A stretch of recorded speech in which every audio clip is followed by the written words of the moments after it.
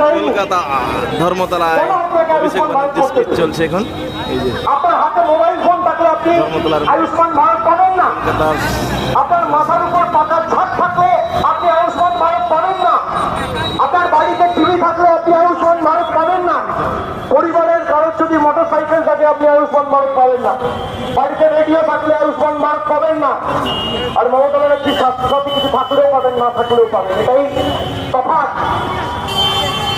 যদি আয়ুষ্মান ভারত দিত কলকাতা বিজি বাংলার 90% মানুষ আয়ুষ্মান ভারত পেত না, ধর্না চলছে। গরিব মানুষেরা পেত না। অভিষেক ব্যানার্জি এখন বক্তৃতা দিচ্ছেন। আজকে প্রত্যেকটা মানুষের হাতে স্বাস্থ্যসাথী কার্ড দিয়েছে। কে দিয়েছে? আমাদের সরকার।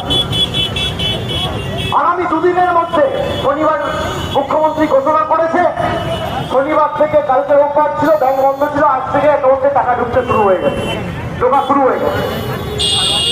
প্রায় 80 লক্ষ যুবক যারা রেজিস্টার করেছিল, নাম নথিভুক্ত করেছিল যুবসাথী প্রকল্পে, দুদিনের মধ্যে 80 লক্ষ অ্যাকাউন্ট